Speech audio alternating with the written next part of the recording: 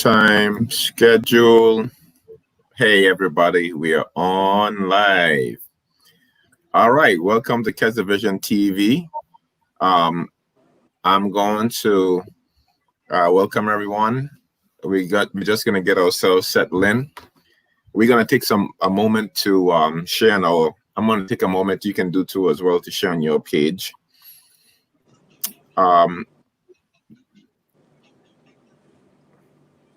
Just gonna share on the page and welcome. I got my T-shirt. Oh wow! I got my Get Hooked T-shirt on. So, you got a T-shirt. Which one is that? That's an old one. Oh, that the world may know. That is definitely a good one. That's Brian Fanis created that song. That one. I'm gonna add Julie. I'm adding you to the stream. You got to turn on your camera. So tell folks. Let me reshare to my pages so that I can have it on. Oh, Danny's watching. Hey, Danny. Okay, let's go to the comment section. Okay, could you all see the comment section?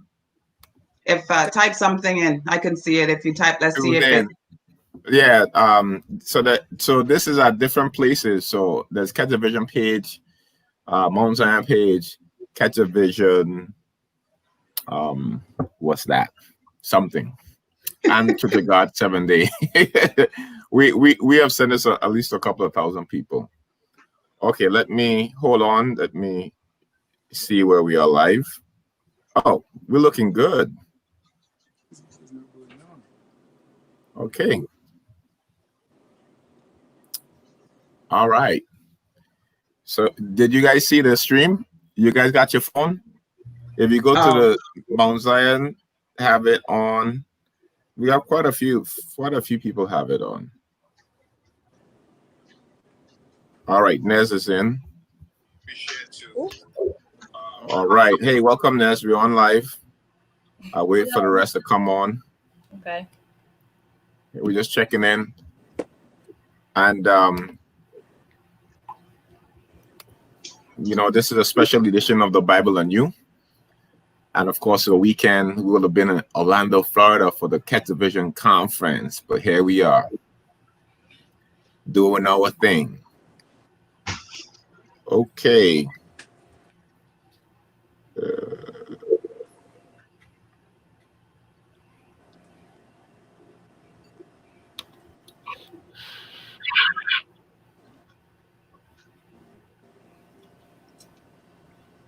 So I see us here. Yeah. Everyone on the platform, you can definitely go and check us out. Well, welcome again to another fine edition of the Bible and You. But this is a special edition. This is a Kesda Vision TV, and today in the Kesda Vision TV, we have great people who have been with Kesda Vision for such a long time. Other individuals are going to be joining us. We're going to add them to the stream. And thank God for technology. I tell you that if it wasn't for COVID-19, I would have never had any idea of how to use this new platform. So we're grateful to God that God's blessing will be upon this show tonight, and that we continue to work for the kingdom of God. So thanks again. We'll be checking our comments. Those of you who are Pastor Xavier, you can tell them in the C box at thespiritstation.com. We couldn't get the stream linked up to the station piece, but we decided, again, all the different platforms that we have, we wanted to have you join us today. So everything looks good. All our systems. Okay. That's a Xavier drop. So we're very happy, really, and delighted that all of you are here. Hey, everybody. Hey, Danny Ray, watching for a moment. Hey, Pam. Thank you so much for that video. We are hopeful to God that we can join in fellowship. Alphonse, say hello, and thank you all for coming. So let me add him to the stream again. Yeah, so we're looking good, and so we're going to introduce ourselves. This is Kesda Vision TV. We would have been again at the conference, but we are here. COVID-19. We are all different places. We missed the fact that we should have been on together, but we thank God that we're here by this platform. So starting from the top, go down. Based on my screen, I'm seeing Andrea, I'm seeing Dr. Janice, I'm seeing Pastor Serie, I'm seeing Pastor Julie, I'm seeing the great organizer, Nesri. So we're going to start from that. Let's go to the illustrious Andrea Polion, and then she's going to introduce herself, and then we'll just go around and everyone introduce ourselves. Go ahead, Dre. Okay, good afternoon, everyone. Yeah, good afternoon, everyone. This is such an exciting thing. It's an exciting opportunity. This would have been the weekend that we were actually wrapping up. This time we would be preparing for the ending banquet, where either Pastor Julie Reimer would be doing her thing, wrapping it up, getting us all excited with gifts and, dressing our best. Interestingly enough, as I was sitting in my backyard, I got a notification that said, "Can you tell us how your stay was?" So I guess all the prep that we were doing before for this time, I got a ping that was, I guess, automated in the system, that made an assumption that we were in Orlando. So that was like a crazy thing to have happen today, this evening. So it was just a reminder of where we would have been. And so, like Pastor Gill was saying, I'm Andrea Polian, and I've been with Catch the Vision since its inception. It's been a wonderful journey. When I started, my hair was all black, but as time goes on, you can see. I would like to say it's Catch the Vision stress, but that's not what it was. It was a great opportunity, great journey. It has been a wonderful journey, and a lot of the people who's going to be on tonight have been along for that journey. So I look forward to talking with every one of those people and seeing old friends again, and just getting a chance to catch up. Thank you for that. Hey, Dr. Janice.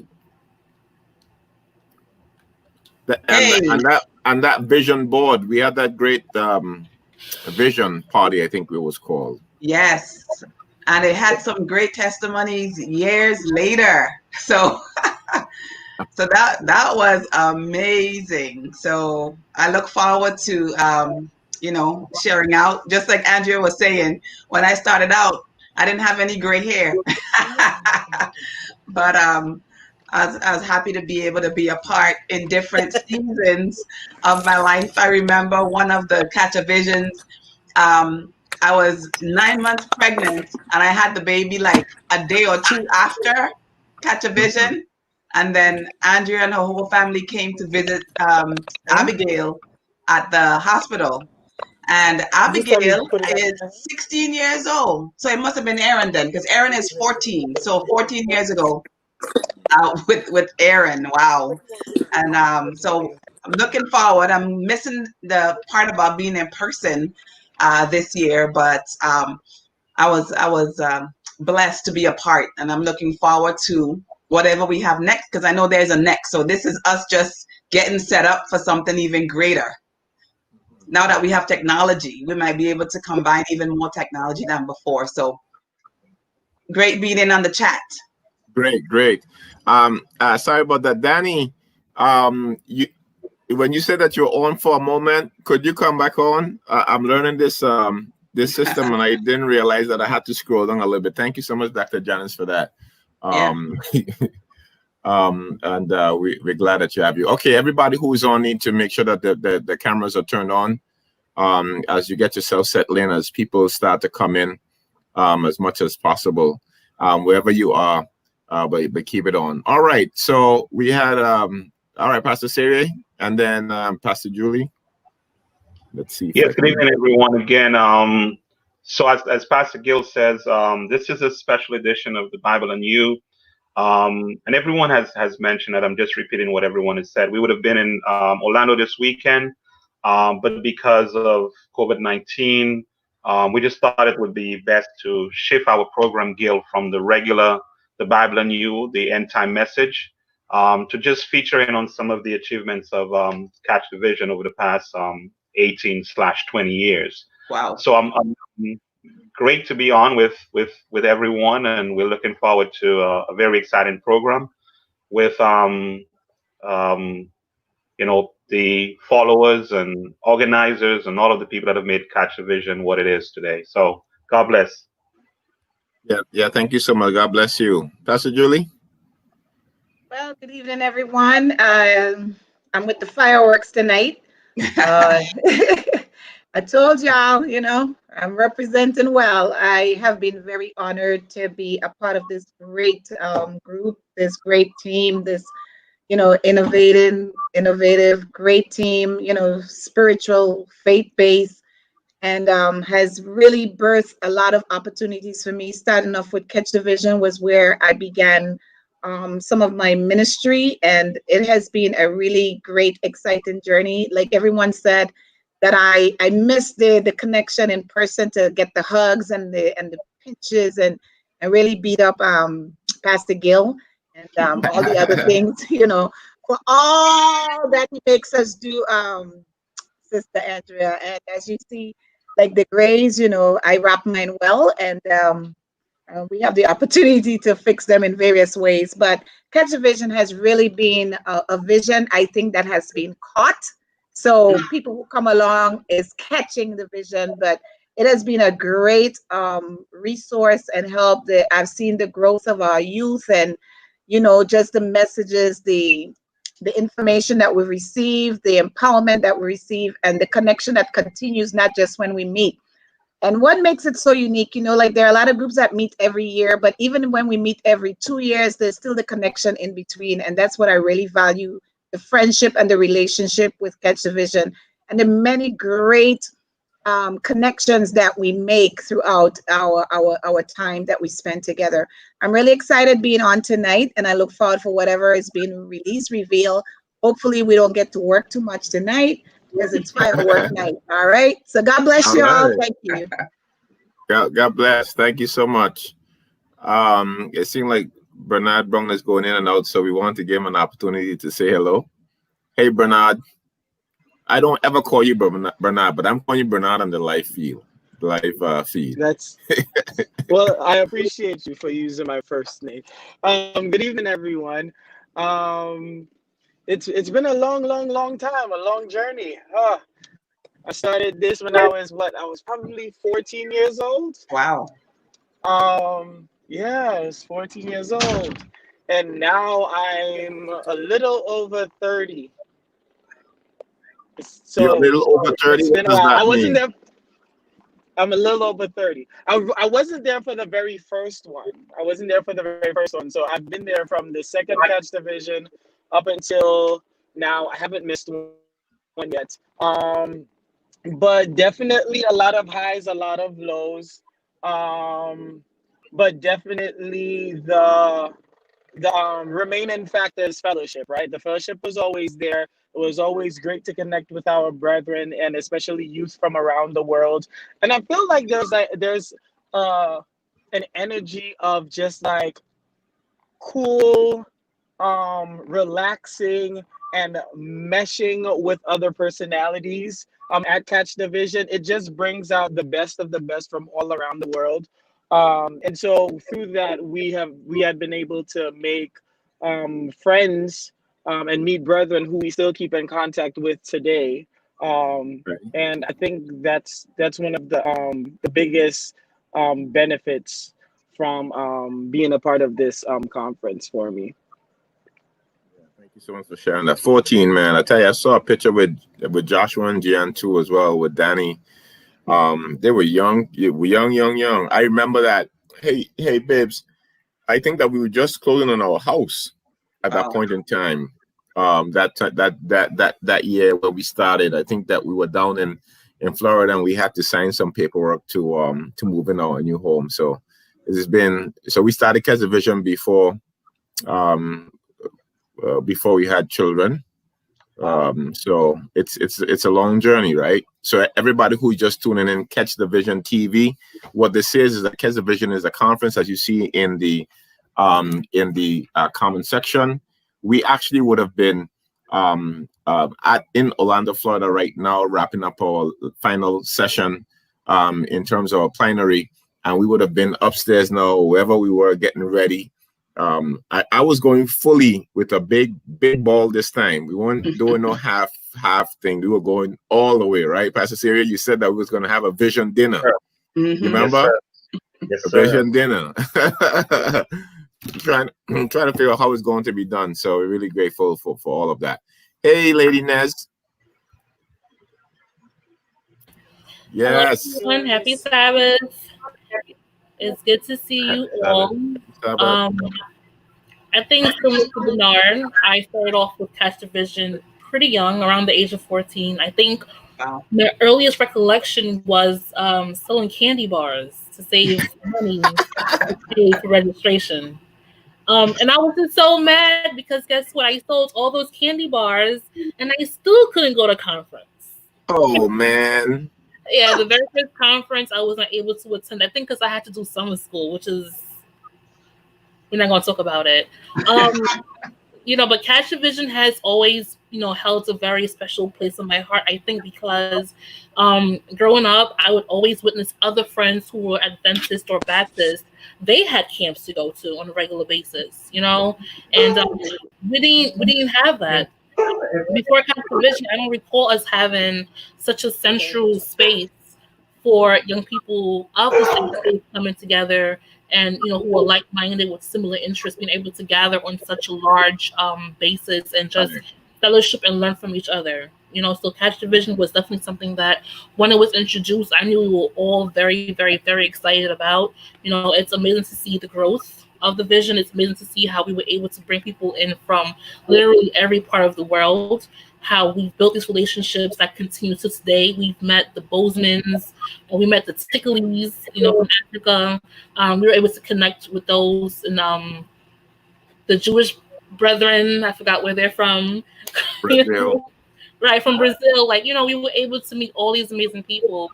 So I'm looking forward to the future of conference, of course, always growing, and we just always want to continue learning and growing. So yeah. Great. Thank you so much for that. It's amazing journey. Now you can say you can plan any type of conference. You can plan any event, right? There's no that one event that you can't plan. From 14 being around that hard work and dedication, driving every single one of them crazy. But now they have so much of skills, right? These skills are so important. So thank you again so much. Hey, Beverly William. She said good night. You guys can see the post, Beverly William.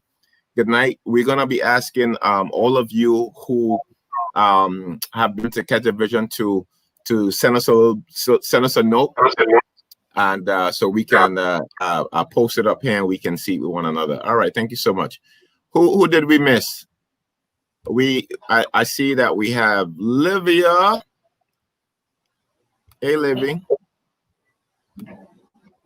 Good night. Good night.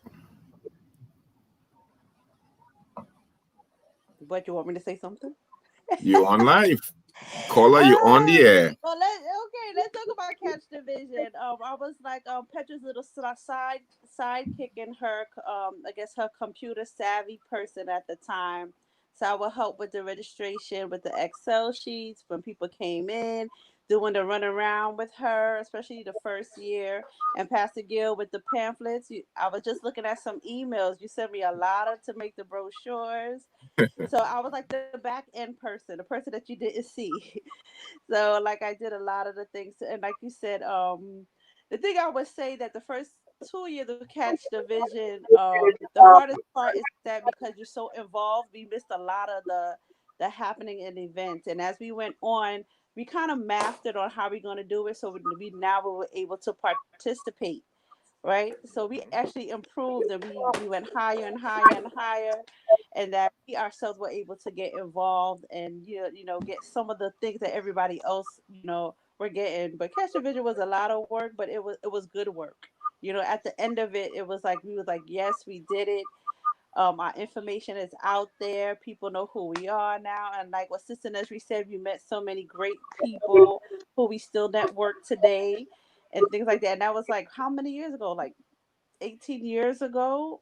And then now it's like Desiree, I'm seeing her now. She's a young lady now. She's taking charge of Catch the Vision. So Catch the Vision is making me feel old, right? Because I'm seeing this transition happen, right? But it's a good thing. God has definitely been good to us and blessing us with this vision that Pastor Gill had so many years ago. So I know we're gonna keep going and going strong, and then Nesri and Brother Wayne and the we'll pass it on to the next generation and even be better and bigger. Yeah, thank you for that. Definitely better and bigger.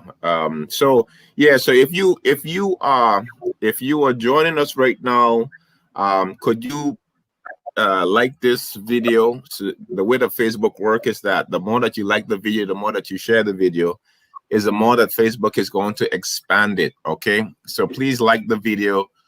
Please hit the like button. Just hit the like button. You can hit it 100 times. It doesn't matter to me. But do like it. Leave a comment if you've been to Catch the Vision before.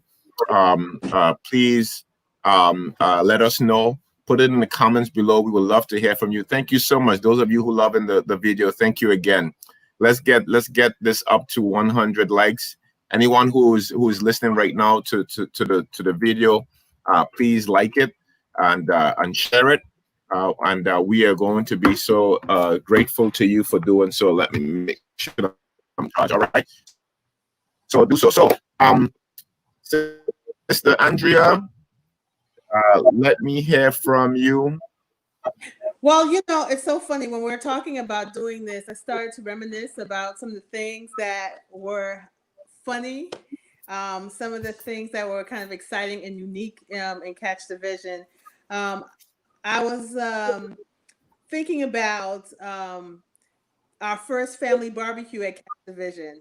I remember myself and Sister Pam and Sister Verona, Antoine, we went to Sam's Club, bought 2 big grills, and we dragged it to this park, and we got to make rice on the barbecue, like put the charcoal in and made rice and did chicken and did fish, and we had like the biggest family day. And for some people it was like they never saw like, how you making rice, because we come to a conference, we're not from coming from home with the mac and cheese and the potato salad. That's all the stuff we did right there in the park. So ingenuity was at its highest, and it was so much fun. That was like our first competition of putting the 2 grills together. Remember? Oh man, that's right. That's right. We had these grills and we almost had no tools. And it was all about the camaraderie. People came to Catch the Vision as strangers, but you didn't leave alone. You left with new friends, and I can really say that's true. So if you came by yourself, or if you came with your sister, or if you just came with your mom, by the time you left, you had new friends that you had made. So that was like the biggest thing that I think came out of that. So I reflected on the family barbecue in Kingsport, the sports day in North Carolina. I mean, every place we go, all the guys want to play basketball. You find a basketball court somewhere for you to play. From Orlando the first time, or Almonte Springs the first time, all the way to North Carolina, you find a place to exert yourself. And who could ever forget the comedy night? I think that was our last Catch the Vision in Orlando when Pastor Gill, that comedian, what's the name of the comedian that you invited? DL or something like that. DL. I think it was DL. Oh my God. That was such a funny night. I mean, the variety. LC. Oh, okay. Yeah, LC. It's good to have a better half reminding you, right? I know. we had fashion show, the Christian fashion show with the hats, with the clothes that were made by our up and coming designers, fashion designers, and of course all our evening banquets hosted by the formidable Pastor Julie Reimer. I mean, those are the kind of things that, you know, made Catch the Vision really, really special. Besides all the great teaching and music and worship, those extra activities really helped people come together. You know, it made friends of strangers, and it was a good opportunity to learn that your faith expression is bigger than your local community or your local church. So that's one of the things that I thought was fabulous and, you know, exciting about Catch the Vision. So Sister Janice, I wanted to hear from you some of your thoughts on that. You know, what made Catch the Vision, do you think, exciting and fresh? For me, I keep going back to the fact that my children really enjoyed it this last time, especially. I know that Nesri and her team. By the way, Nesri, my daughter just admires you. She just loves how you dresses. Anytime you post a picture, I gotta show it to her, and she's like, "Oh my gosh!" She just idolizes Nesri. That's Ariel. So the fact that Nesri and the team, they really catered to the young ones, and it wasn't just about them having fun. It was about them being able to learn like good spiritual food in a fun environment. And they also enjoyed when Pastor Tickley was teaching how to pray, and you know, we had it so that everyone would be at a service at the same time. So that was good. And so the younger kids got to feel part of the power. So it's not just we came and we had fun. We had powerful teaching. We had, you know, we had the Holy Spirit show up and actually made a lifelong change. So if it wasn't for the lifelong change in peace, it would be just a camp, right? Just like a regular summer camp family outing. But it was really holistic. And we had like the financial piece. We had, you know, Ariel really enjoyed with Julie's section.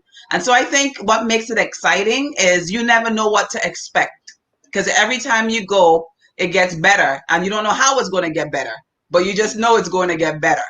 And so that's what makes it exciting for me. And even this time, you know, I didn't know what to expect. I just knew it would be better because we have all this talent.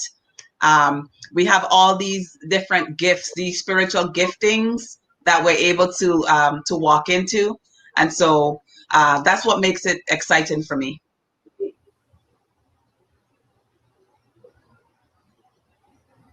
You're on mute. I was answering your question, Andrea. Okay, yeah, I got you. It's great. You know, I was thinking, you know, as we reflect, what do you think helps Catch the Vision remain relevant? And maybe Pastor Reimer, you could speak into that, and then Nesri, if you could speak into that as well. What do you think helps Catch the Vision remain relevant? I'm going to go on mute because they have fireworks in the background.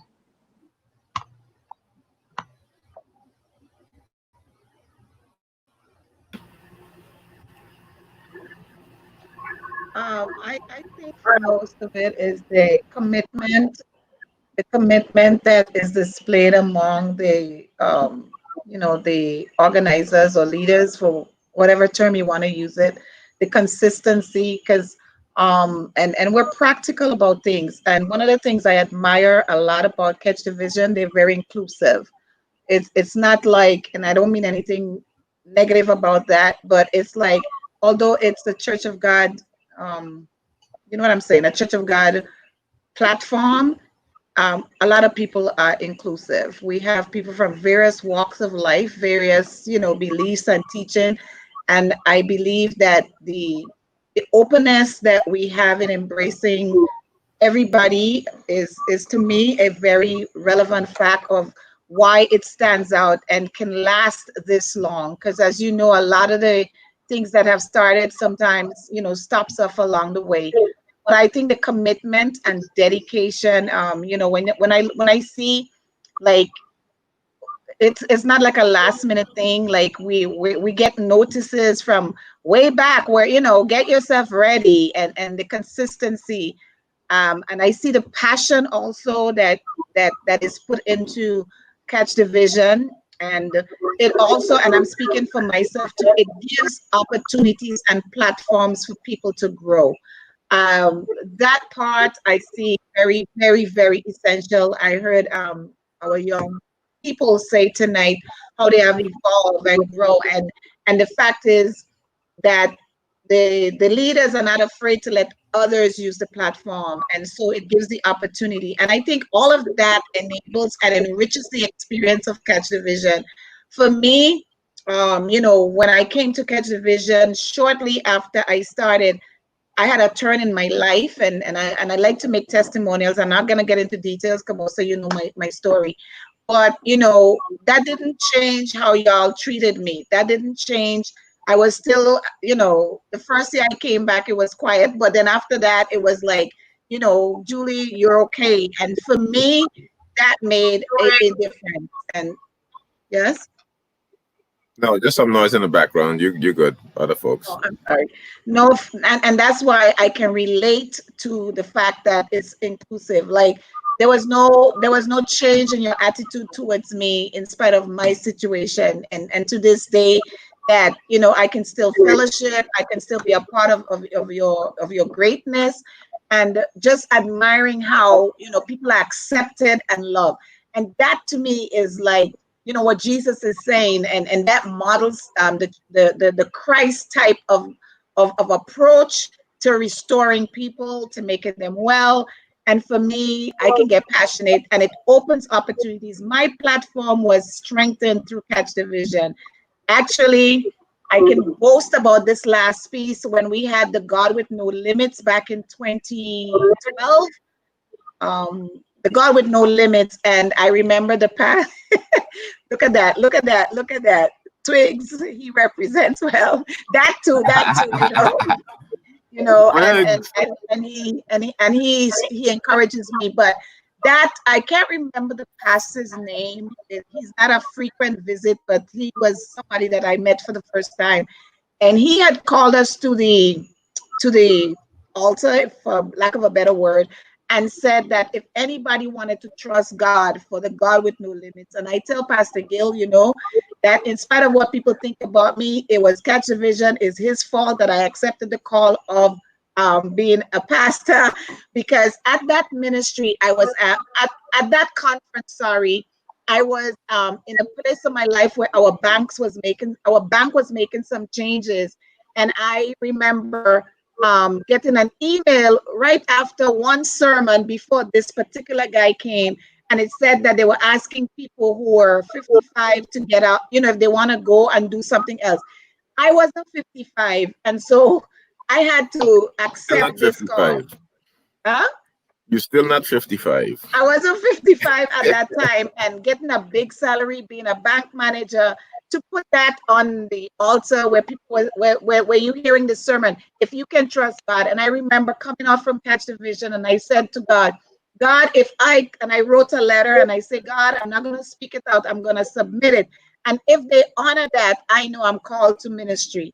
And so, fast forward into the point where when that call was made, I was the first one at the altar and the last one to leave.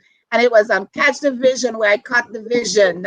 That's why I said caught the vision, that I am now I went into full-time ministry for the kingdom of God. And so for me, I can go on and on, but I think that is a relevant piece to share, that, sometimes when people don't understand everything, when people see that, leaders are born, and I can say that my platform, one of them, besides, some others, Omega Sisters and stuff, but I remember specifically when I fell down and I said, God, you are a God without no limits, no health insurance, no salary, a mortgage of $3,000. God, I gotta be crazy.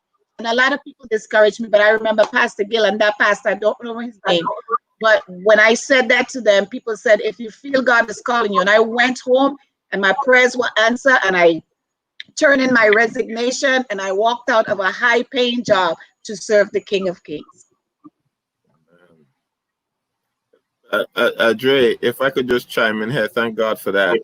One of the things that Julie was mentioning too, and you had answered a question. I also realized, I don't know if Pastor Syria realized this too, and I think that all of you realize this.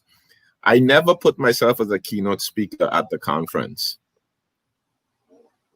There was 1 year I closed because we just had no one to close, and it was not a sermon. It was just busy saying to everyone. But up to this point, in 18 years, I have never been featured as a keynote speaker because the conference was never about me. And thank you so much, Sister Julie, for mentioning that. So I didn't realize that, and I'm now realizing that I was never a keynote speaker. So that's actually powerful too as well. Go ahead, Dre. Just wanted to chime in. We still need some people to smash that like button too as well. And I just want to say thank you to all of you. Thank you so much. We love you, Pastor Rima. Thank you so much for being a part of the team and never failing in your commitment. Those things don't go unnoticed on earth or in heaven. So thank you for that. Sister Nelly, what about you? Well, first off, shout out to Ariel. Thank you for admiring the fashion. I think the question was, how do we stay relevant?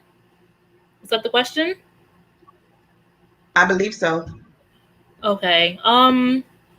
Speaking as one of the organizers we track, what we try to do at all times is to listen to our young people, because essentially that's who we are trying to cater to, the youth, right? What I admire, and I'll say this about Pastor Guilford, he's always given us leeway to explore and to express. We're at a place where we are able to have very uncomfortable conversations. Like, for example, last conference, there was a big segment on mental health. That's major, because we're in a place now as a society that we're understanding how much of an impact your mental health has on you as a person in terms of impacting your physical health, your emotional health, your entire being. So I think we're able to stay relevant because we are intact with the issues that young people are struggling with. We're not ignorant to the fact that our youth are struggling with substance abuse. Those who have been victimized, who've been molested, who've been raped, who are struggling with whatever struggles that they do have, because these things, they exist, they're there, and we're not trying to pretend like they're not there. We're not trying to sweep them under the rug. These are things that we're hitting head on, and we are at a place when we can say we don't have all the answers. We're not perfect people at all, but we're willing to explore, we're willing to hear people's opinions and come up with a plan, because we don't have a plan for it all, but I think the first step is recognizing. We did something similar, Bernard, with our youth Sabbath. What was it? The 5 steps of acknowledgement or something. The first was acknowledgement, there was acceptance, and then there was action. I think it was the 3 A's that we put together. So we're definitely on that trajectory where we are acknowledging the issues that we do have as a people. We are becoming accepting of it, and we're most importantly taking the action steps to improve and to do better. If I may, can I just chime in? It's definitely well said, Nez. I'll just talk on that real quick. And I like that Dr. Janice, she was able to see that, because I don't think we ever spoke about like how much attention we put as a team into deciding what workshops that we're actually going to roll out for our conferences, right? And one thing that we always do is literally pay attention to what is happening in the news, what is happening in TV shows, what is Yeah. happening with our kids in schools, what is happening with our young people when we talk to them. We look at these things and we definitely use it to inform our next steps for our conferences, and even for like Nesri said, our youth Sabbaths at times. Like what she's talking about is our conversation about how do we still represent God, or how do we address people's emotional state during this pandemic, right? Because we can't ignore it.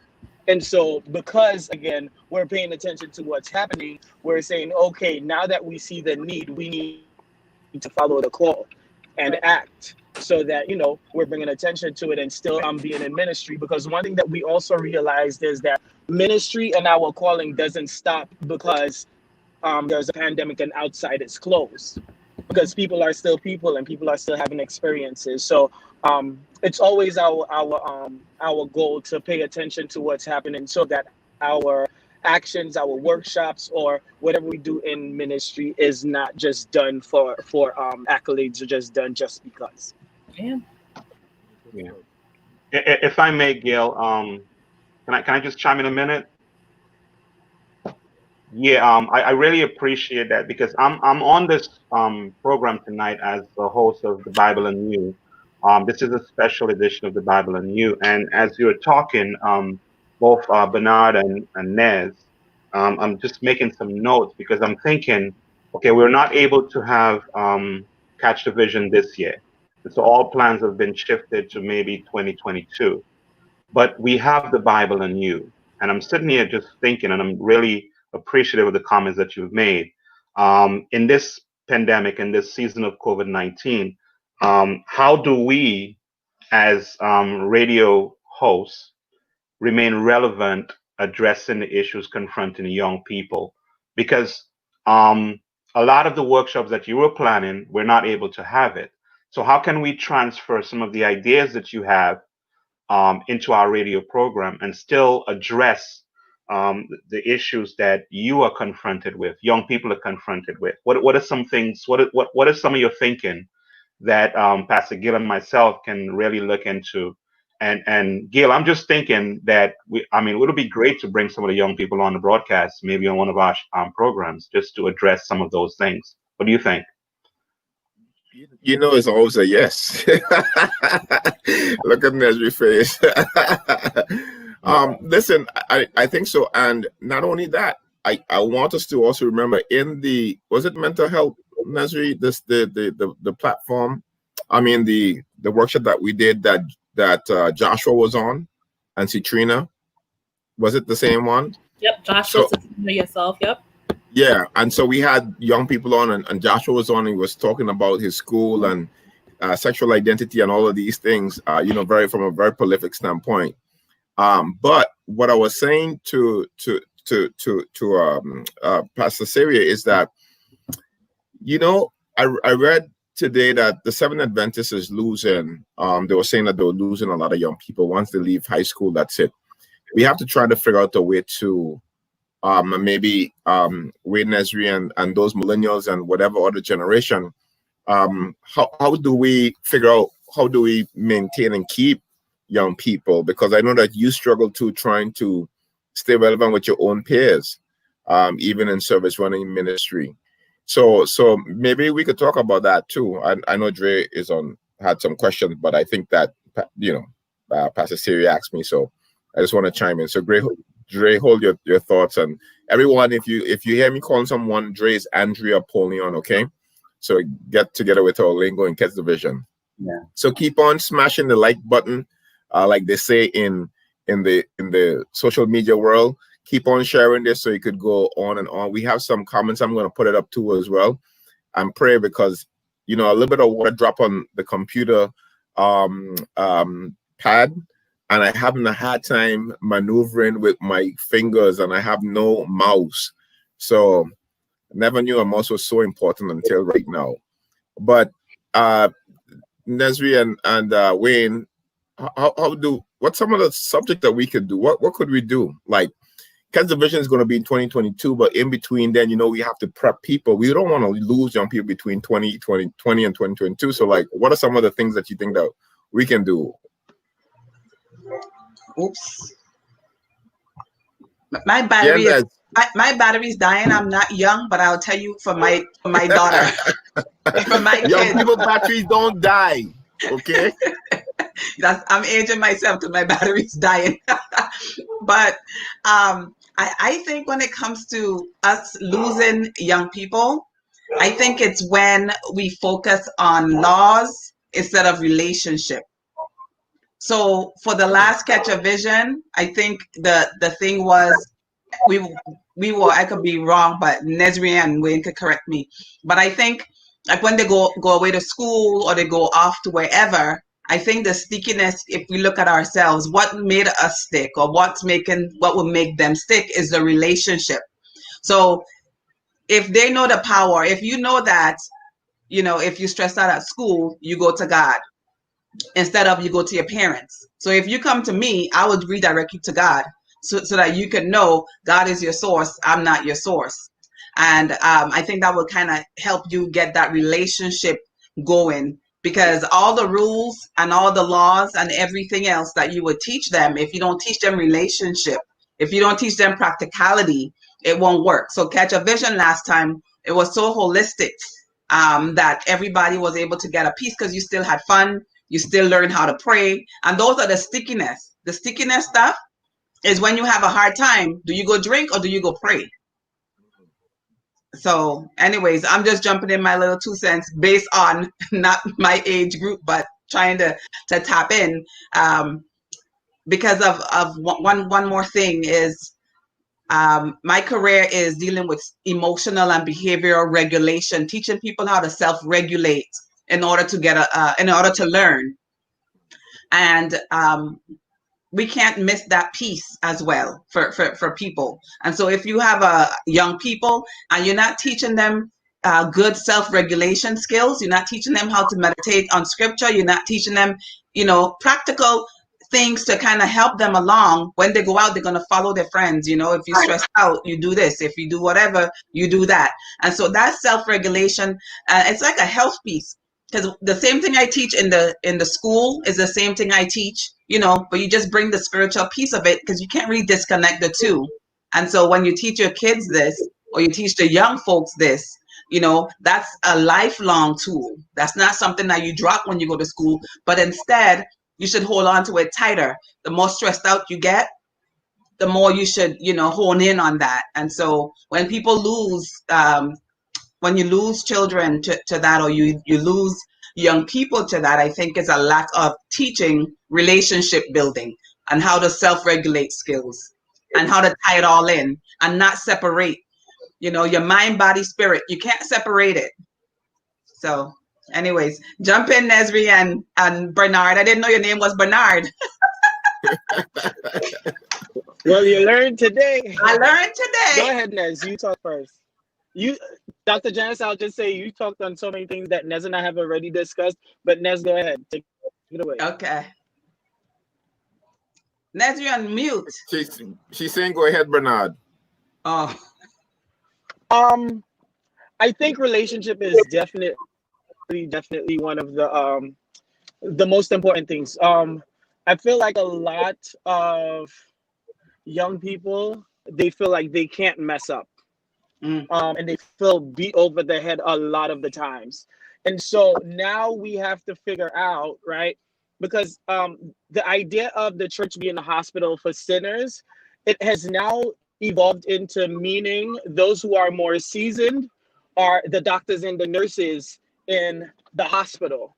And the hospital for sinners scenario only applies to the others. So I walk with God, and I kind of do need him. I have a relationship with him, but you need him.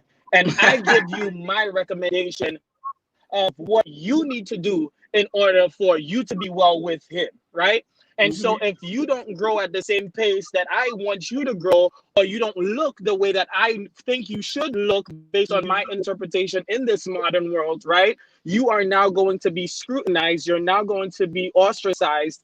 And without us even knowing it, right, what we're doing and saying is actually what's pushing them out. And so we need to get out of the hospital for sinners mindset in my understanding of it, and now probably look at it from a support group aspect, right? Our end goal, right, in a support group is one thing, and that's sobriety. And if we're talking about our walk with God, our end goal is salvation, right? And if we look at it as, you know what, Nesri, you fell on day one. I'm here to support you. I see you, and I'm here for you, right? After year 9, when Nesri falls in a support group, the end goal is the same. We're all working for sobriety. We're all working toward our salvation. We're saying, you messed up. It's okay. We're here to support you, and we hear you. And they provide the support, right? The love doesn't stop. And I feel like a lot of times the love stops because mommy complains about Bernard so many times. So Bernard has to be a problem. And so Bernard goes into those into the church, or Bernard goes into whatever arena, right? And because mommy talks to Sister Andy about Bernard, now Sister Andy is talking to Sister Livia and Sister Janice, and then Bernard is getting the cold shoulder. So what does Bernard do now that he feels like he is the problem child? Right?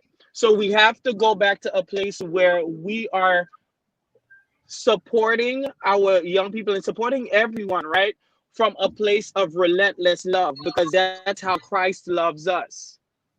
And it's not based on he is smoking, so his sin is different than mine. All I did back in the day was I had a little sweetheart on the side. You know what I'm saying? I never smoked, but that's okay if you never smoked. But that's what Bernard is struggling with. So now we still need Bernard to feel that God loves him, and it's okay if he smokes now and he smokes next week. But you know what? Because we keep on reminding him of God's love, because we keep on pouring into him, that relationship is going to sow a seed in hopes of it growing into something bigger later. So I think that's what that is part of what we need to do. I mean, to kind of stick to our young people. Go ahead, Nez. Thank you. I mean, I think Bernard and Janice spoke enough on content, and I agree with them 100%. I'm going to come at it from a more superficial or cosmetic approach. Packaging is very important. The way something is presented, it matters a lot, especially to millennials, especially to me. If something looks a certain way, will dictate whether I gravitate towards it or away from it. And I think a lot of times, us within the church, we don't pay enough attention to how things appeal to people. You know, and it's great that we have good content, but if people are not attracted to it, essentially it just kind of goes to waste. You know, which is why a lot of times, like when we have events in the church, they'll come to a select few of us, the Nesries, the Tammys, the Waynes, the Rosalynds, because we make things look pretty. You know, and people, when they see pretty things, they're curious. They wanna see what it's about. You know, so I don't know how the radio show is presented. To be honest, I've seen Pastor Monroe's promote a lot. It's not done so in a way that I feel intrigued to want to partake, just to be very honest. So the topics sound very salient, you know, a lot of times. But also the people who are on, when I take it back, because there are definitely young people who are on the panel. I know Pastor Tim Jones has added to the conversation. He's relatively young too. But yeah, I think just the presentation of things also matters. So if we can put more consideration into how we promote, how we present, I think that can go a long way in trying to catch the attention of some young people. Thank you. Back to you, Dre.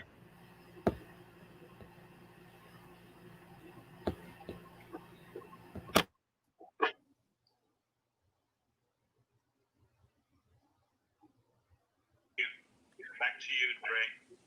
Yeah, I mean, I just want to say that I think topics have to be looked at in a very different way. A lot of the time we talk at a certain, can you hear me? Yep. Yeah. You can. Okay, I'm sorry. I think that the topics that we that are relevant to young people, we need to be able to address that and bring the scripture together with them. A lot of it seems like we regurgitate a lot of our own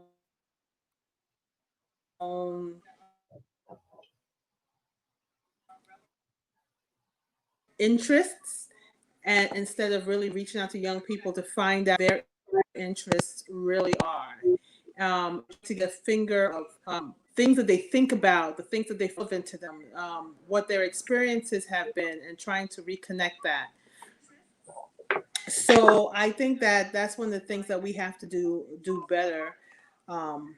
And I think that Catch the Vision has given young people an opportunity to grow where they are, so that they can take leadership roles. I think that some of the young people that we've had who have grown up in the system of Catch the Vision, they had opportunities that they may not have had elsewhere. And so you see through the years, as they've gone from being a delegate to being involved at the first, a minor level, greeting guests, to being the worship leaders, to teaching, to taking control, to becoming part of the process. All those things are growth, opportunities for growth. I remember being in Orlando and Nezri being a young lady then, and seeing the woman that she's grown into, from Orlando to being in North Carolina, and being able to see the growth in her maturity and in her taking the roles and responsibilities. To me, that's amazing, sitting back. And I remember you putting me on suspension too. Be able to, do you remember that? Pardon? I can remember you putting me on suspension too. Remember that? I think we were in Tennessee though. And we were up past curfew. And Bernard and Kevin were in our room after hours. Yeah. Oh, yes! Oh, yes! Bernard is running for the hills. Oh my gosh! Don't talk about it. Don't talk about it. On suspension, right? Now that you know all that you know. I'm sorry. Now that you know all that you know, you'd put yourself on suspension now, right? Most definitely. Oh my gosh. But I definitely am very proud, Nezri, of the woman that you've become, and the responsibility that you're taking for Catch the Vision. I think that when Pastor Gill started, when his vision started all those years ago, that this is what he thought of. This is what he would have hoped. I'm not speaking for you, Gil, but I get the essence, being along for the journey myself, that there was expectation that young people will grow into leadership, find themselves in ministry, be able to impact the future of our church, and not walk away from it, but continue to build the kingdom.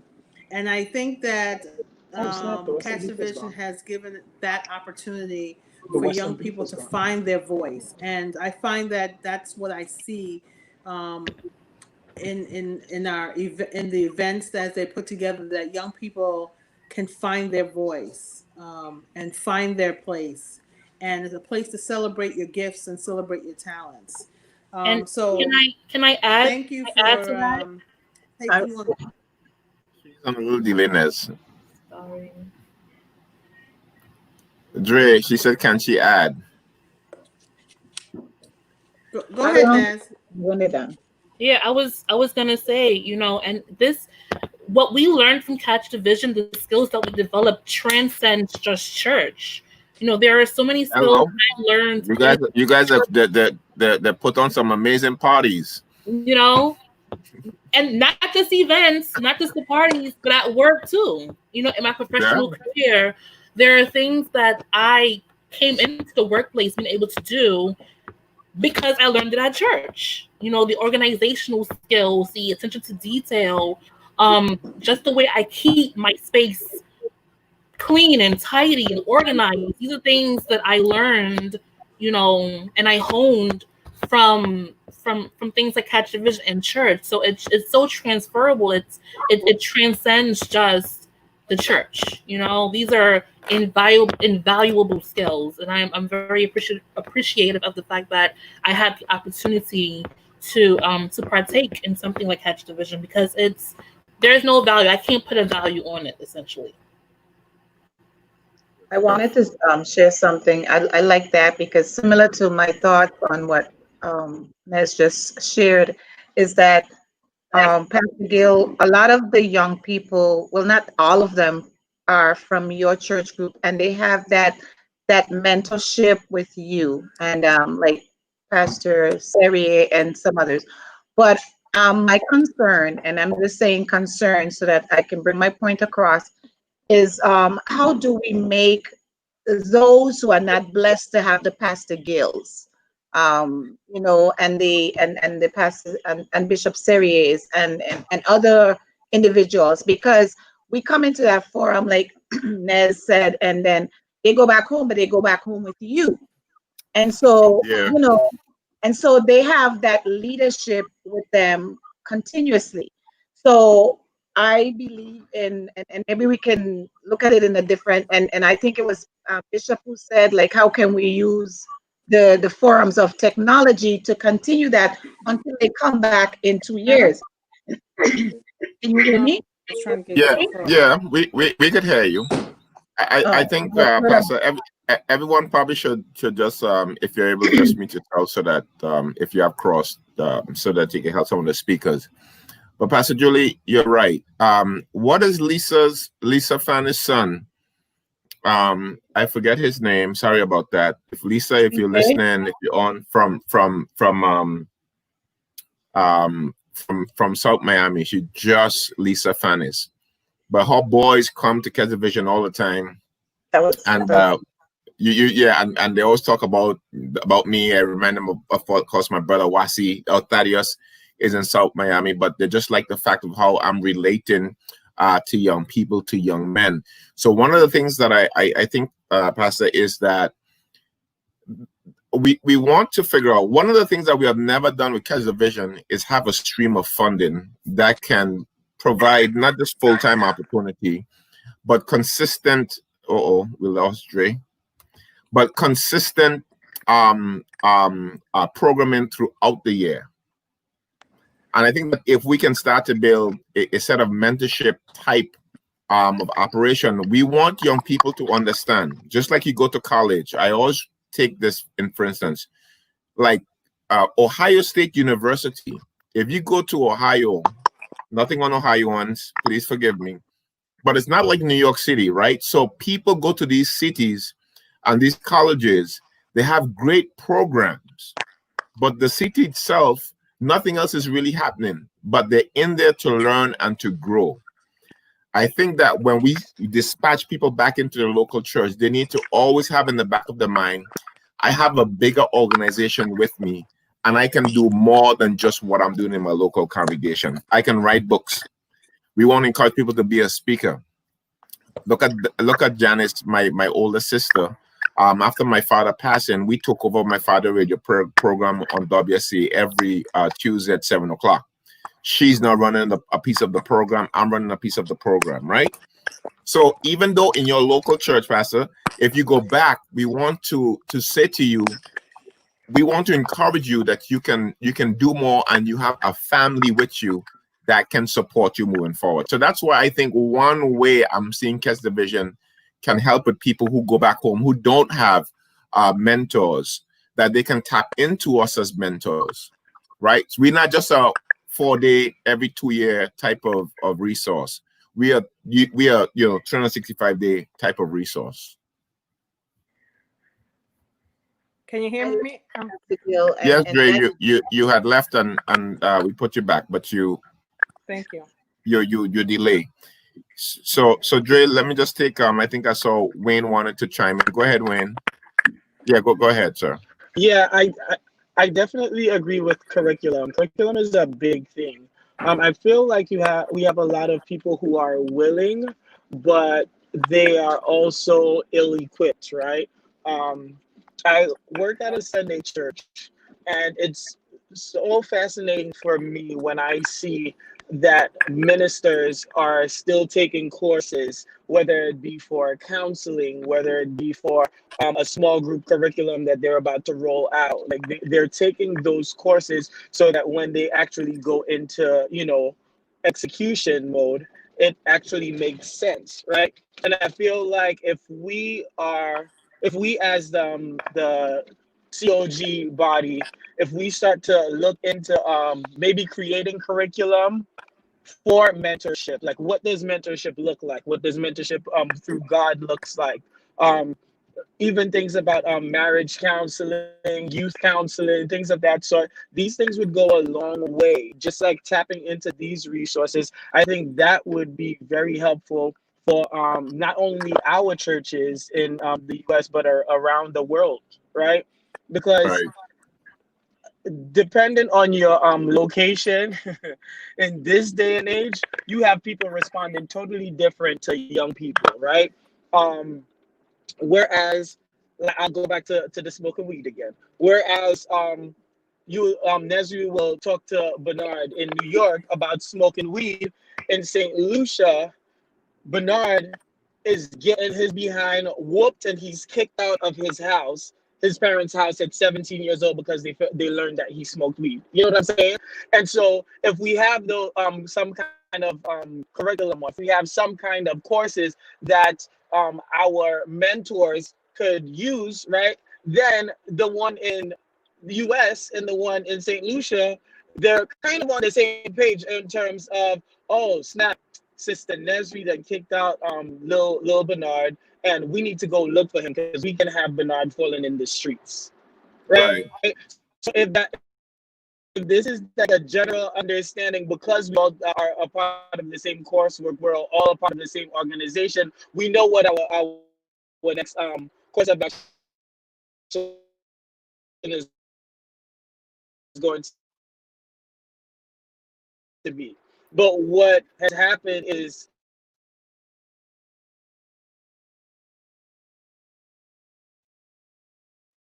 like What happened different is people, was because you have a certain age.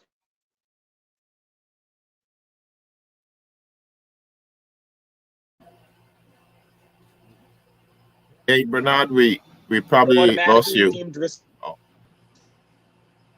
responsible for these young people. You don't even know what you do.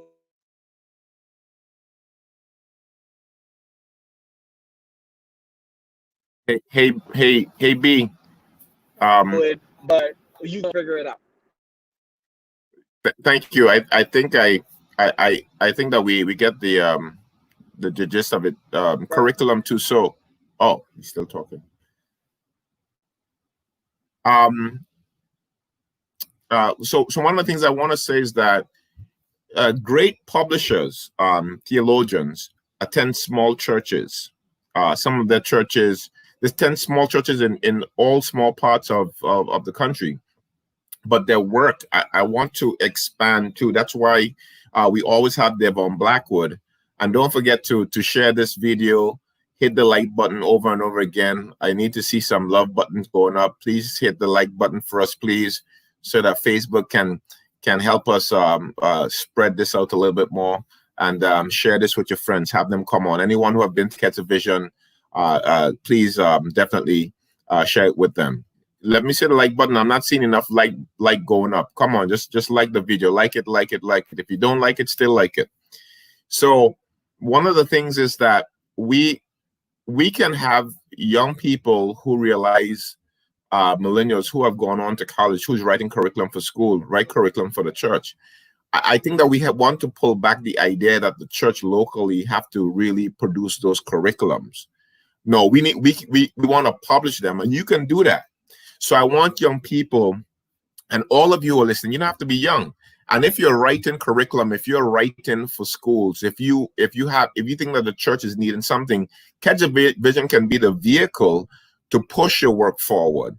But you don't have to wait for the church proper in order to do things. If I had waited for the church to say, listen, we need to do Catch the Vision, we would not have a Catch the Vision, right? I had to go out on a limb, raise our own money. Catch the Vision is not funded from no collaboration of a bunch of churches giving us the money like a denomination. We did this on our own. We did not wait for the church to say we can do the conference. We are doing this on our own. Our local church has been grateful and gracious and help us. But as a church group, in terms of denominational wise, no. So what I want to say to everyone is that if you are a young person or you are an individual and you go back to a smaller church, but you have talent, use the talent and allow Catch the Vision platform to grow you, to release your books and your curriculum and mentorship. If you have a radio program or you want to do TV, we are willing to do that. Listen, Nesri, we might not appeal to the younger group in terms of one of our platforms, but I was just thinking today, this weekend, I'm doing 4 shows. I have a podcast. I have the Bible and You for a different audience. My podcast is a different audience. That's national. I have WSDA with my sister. That's a whole nother audience. We have Beyond the Headlines. This is 4 different platforms. But what I do know is that we can help people create a show or vehicle to be able to meet the needs that we're not meeting. So we want to be looked at as a resource moving forward for our community. Is Andrea back on yet? Let me jump in. I want to say something to Nesri. Her and Abigail Edmonds, I believe. They are such amazing ladies. They are such people look up to them. I always say they should have a magazine or something. So I think something like that we take for granted because we have to be holistic. So people need to know, how do you dress nicely without looking like they dress like they're multimillionaires. Multimillionaires can't even dress like these girls dress. They can't carry themselves like how these girls carry themselves. So when Nesri was saying that some of the skills that she learned transcends into work. Listen, people at work I don't even know where she works, but people at work, they can't hold a candle next to Nesri. So they should be having followers and then just giving like inspirational quotes, little verses, so people could know, hey, I'm beautiful, but this is how I get my emotional side, my spiritual side. This is how I stay balanced. And so we need to look at all of that, because I think they take that piece for granted. And so people out in the world the only people I know who dresses like that, carries themselves like that, even like when she went to Dubai, I was just following her and looking at all those cool pictures that she was taking. That's we take it for granted, but listen, that is multi-millionaire status that these girls walk in, and so they need to be aware of that. And they need to use that as a platform for God, because God is the one who's blessed them with that. So being able to grow up in church, listen, you know how to take all kinds of stuff. People could say anything about you. You tough as lead, because you grew up in church. You're used to discipline. When she got suspended for doing whatever at Catch a Vision, she got suspended and she bounced back. Now she's suspending people. I know. But I don't think it's off topic, but I just think this is something that we need to realize, because I will miss that. Gil, you might miss that, but yes. That's her thing. It's just natural. She don't even see it, but somebody have to tell her, listen, just tonight, you put on a cool cap with the white on it and the t-shirt and with the long braids. That is so cute, She's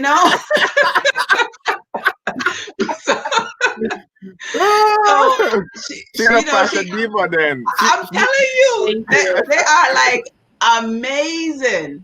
And so Janice, you're my sister, but if you see Nesri come to me and tell me that she could dress now and she got the attitude, I'm going to send her back to you. No, but no, Listen, she can come to my no limit. I hear what Janice is saying, because the reality is. Oh, you're breaking up. Oh. Yeah, go ahead, Ness. We can hear you. Okay. The reality is there's a very, very, very, very big platform when it comes to social media. People love to follow people for whatever reason. People they're intrigued by other people's lives. You have people who make money just by trying on outfits in front of the camera. You know? So if we can find a way, probably not with me, to hone, use these platforms, to really grab the attention of young people, because it is what attracts them.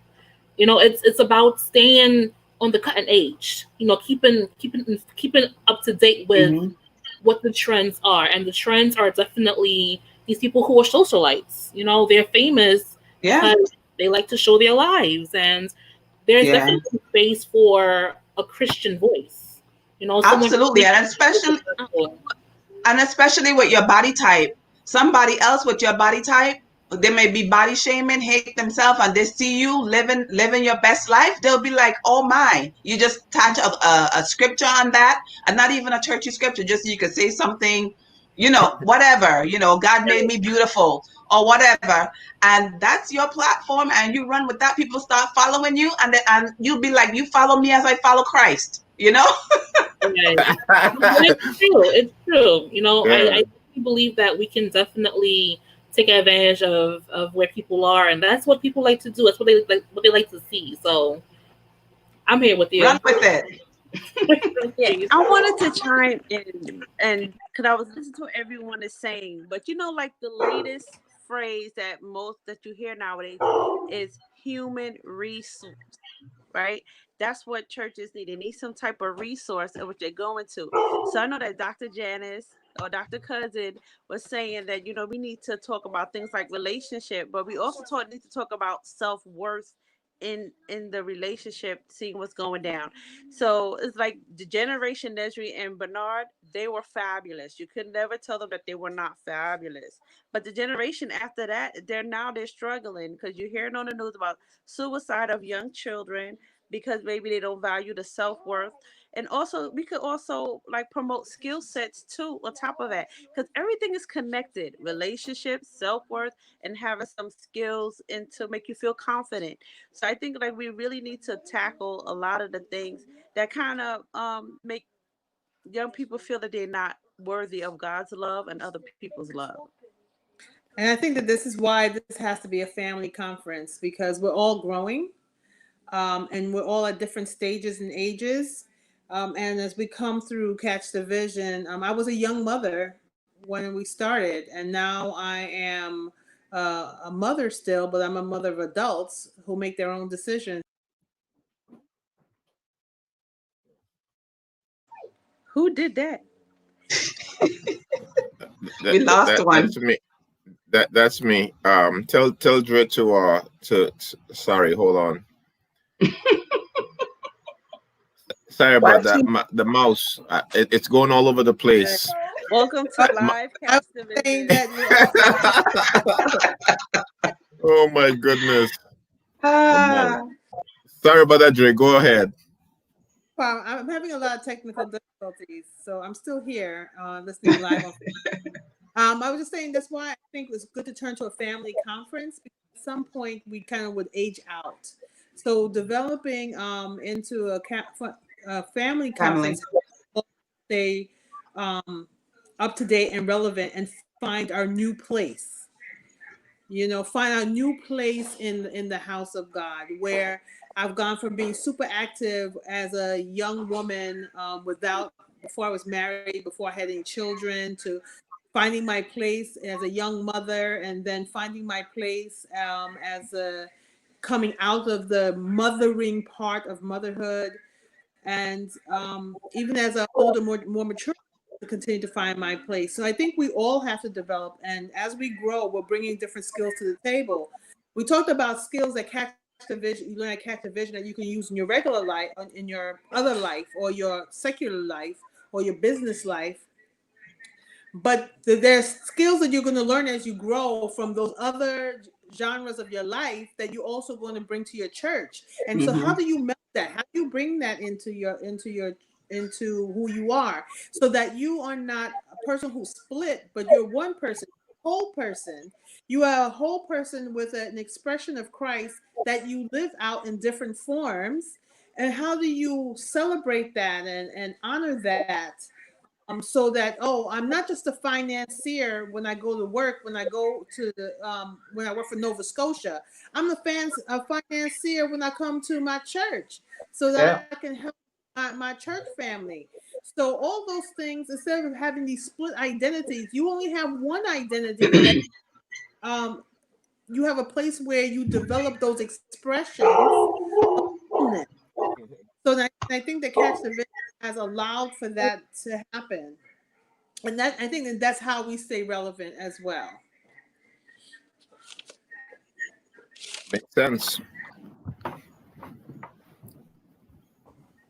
I like the part, if I can throw that in, I like the part with life skills, because I know we're supposed to be spiritual. I know that we're supposed to be loving God, but a lot of the basics of life are not explored because we, a lot of people are not open to that. Because I remember that's a long time ago, and I still see it again because of who is, continuing the trend that we make life very, very over spiritualized, or doctrinal rather, not spiritual enough, but that people don't even know basic skills, like young people today. And I'm not trying, it's not a specific group, but I'm bringing my point in that if life skills are part of the curriculum, and I think it was Bernard, Brother B, who's talked about it.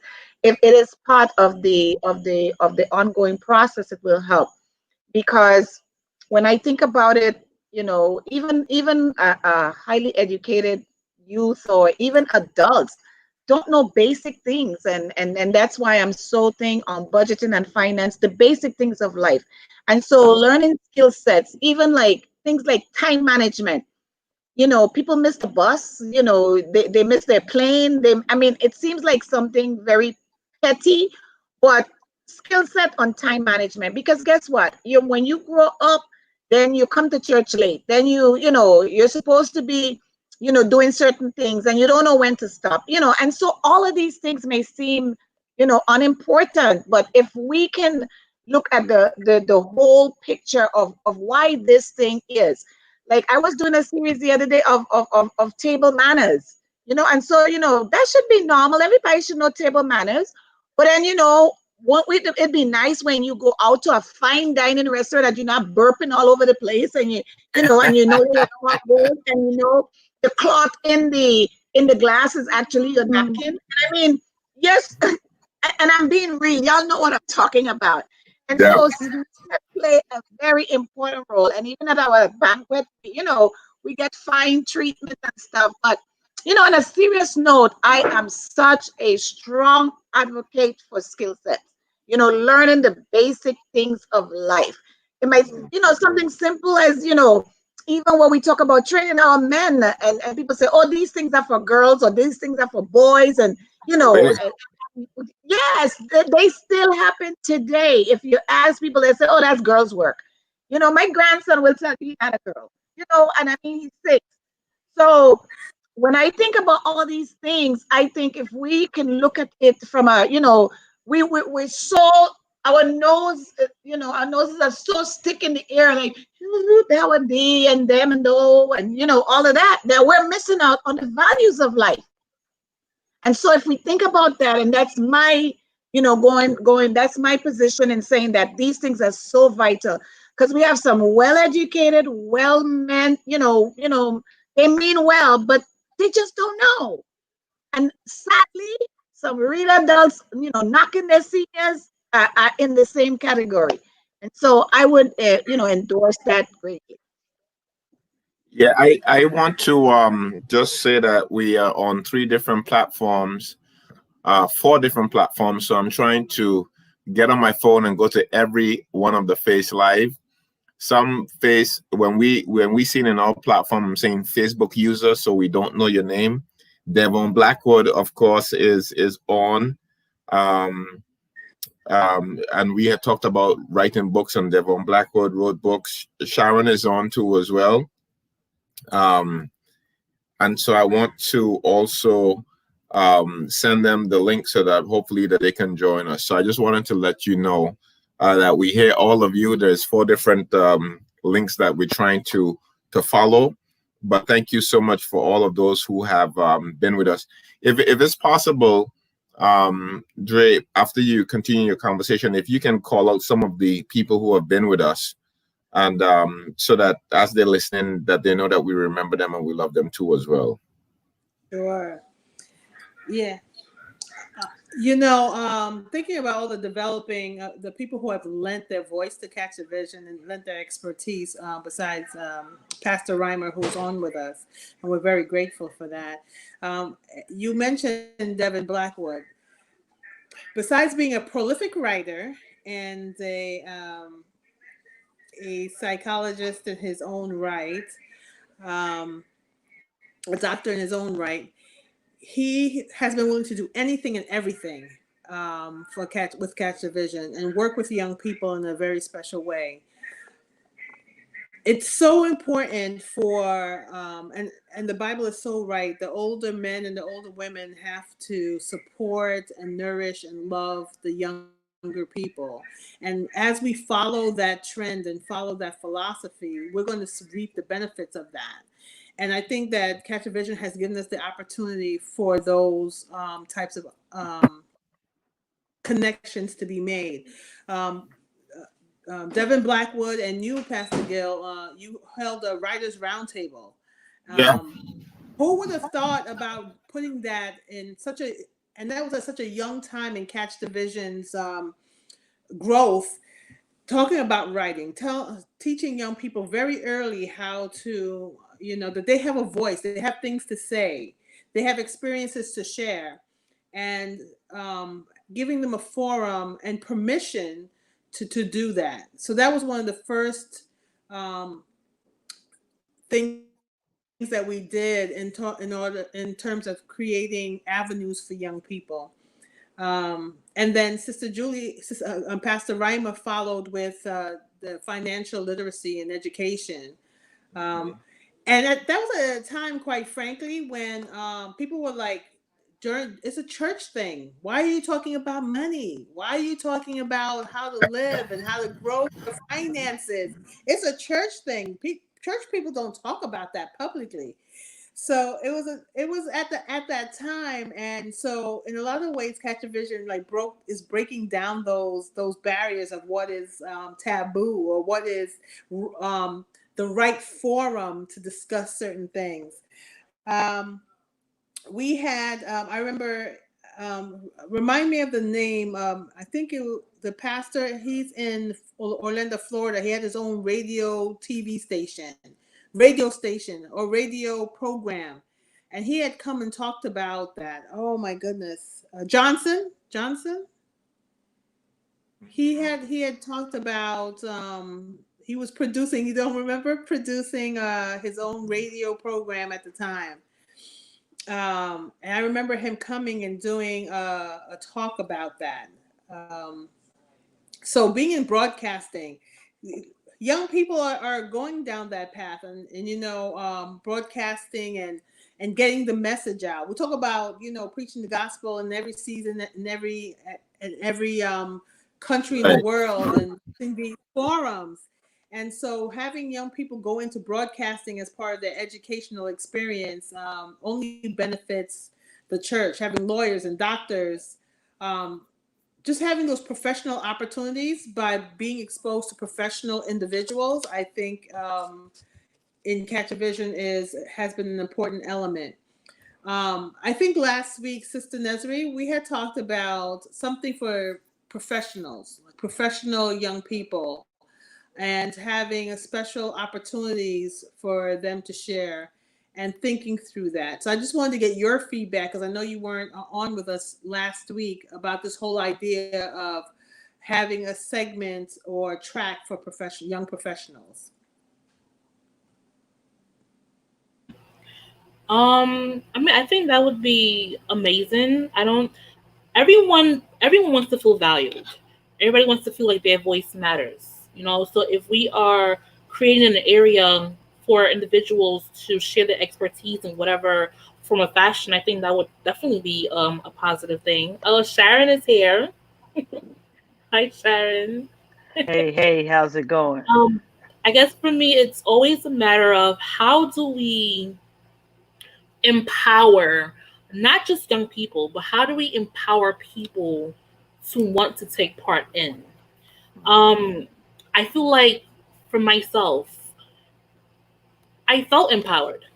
I felt like I I could try something and I would be supported, whether or not it would work or not work. I felt like I had that push I needed to try to put something in place, you know? So for me, it's I'm just wondering why don't people feel like they can take that initiative? We have very skilled individuals, very skilled individuals, but it's like you have to keep nudging them. You have to keep suggesting, hey, you know, you can write. We need grant writers. But it's like of yourself, why couldn't you just say, hey, I can write, let me help you out? You know, like it's a weird place to be in. It's just I wish I could understand it. But I don't understand it. Do you think that people, how they're cultured in a local congregation, probably don't understand the depths of the conference being a help to the local congregation? So it's like an idea that you always need like help, like you need the not help, but you need acknowledgement, not like you need someone need to give you permission. I would say, Yeah, and like, you know what? I'll say this. like a writer. That's a good point. I'll say this. I remember when I was told years ago by a young person who was a youth leader at one of our local churches that he had to get permission from his pastor for them to I think it was like to volunteer at a senior citizen home. And I'm like, what? You have to wait for your pastor to tell that it's okay to want to volunteer at a senior citizen home. I'm like, Pastor Guilford would have never even like, we just had to tell Pastor Guilford, okay, so this Saturday we're going to be down the block at the senior citizen home, you know? So church culture definitely plays a big part in it. Because I know I felt support. I know I felt empowered to take a risk and to put things into place. You know, even when we were told, no, you're doing too much, you know, we still kept on like, well, we're still here. We're still going to like, you know, nudge until we got what we wanted. So, I don't know. So that takes me back to how we grow leaders for the future, Pastor Gill and Pastor Serrier and Pastor Reimer. Maybe this is a question for the three of you in terms of, and I want to give Sister Gamble a chance to Sharon to come on and say a few things. But what's your approach to growing leaders in your congregations, and what is the benefit for places like Catch the Vision for them, do you think? I'd like to get some feedback from you. Sharon? Hey, Sharon. It's Hey. you. Oh, it's me. I thought she asked the leaders here. Oh, I'm throwing off to you. You tell me. You know, I started you guys, it's been a long time.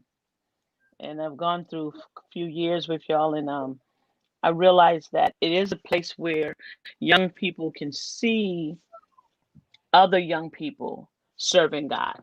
I think that's important for you to see other people, and it's not just you know, 5 people or 3 young people. It's more than that. And you have to encourage them in where they are.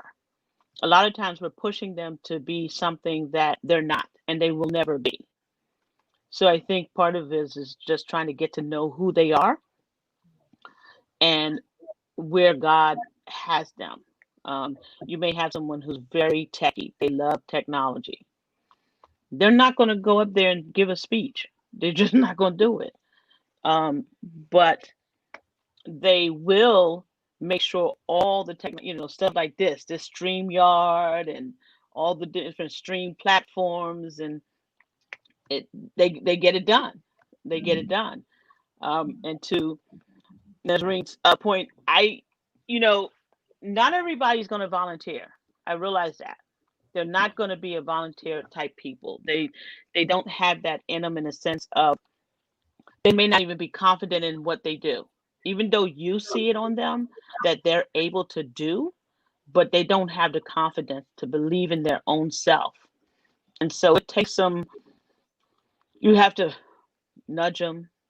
You got to encourage them until they get to a place where they actually believe in themselves and they move forward. Because I'm seeing you young people, I tell you, y'all impress me all the time. Anytime I come to your church and I see you up there doing your thing, I'm like, okay, go ahead, young lady.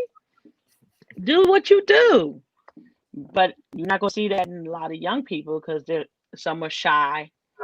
One of the things I'm finding with church, the more things you remove and you don't replace it, the less you're going to have people to be able to do things. I give you an example.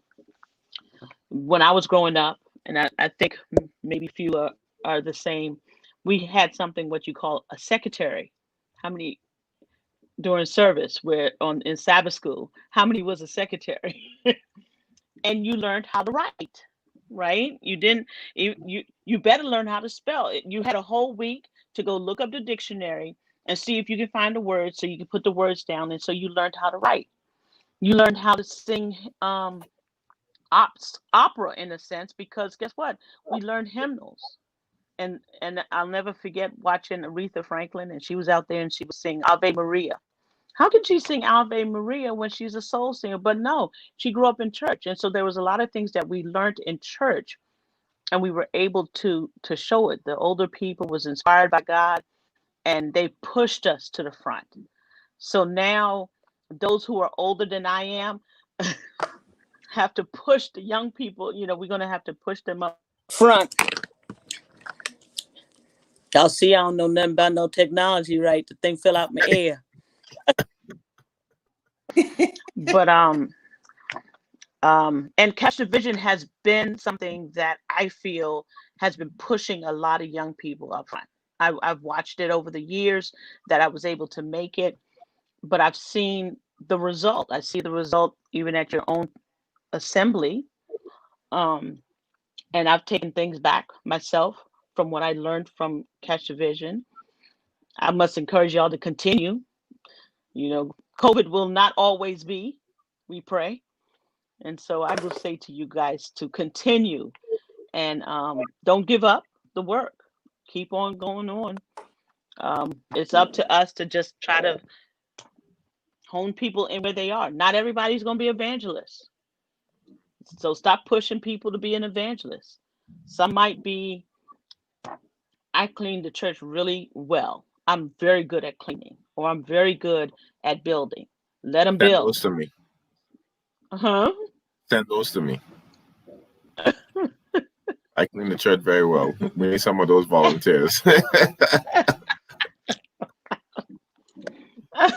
And all the volunteers over. We need all the help we can get in every area. Yeah, so wherever they can grow, I say encourage them. Encourage them. Sounds good. I just want to remind Pastor Rima,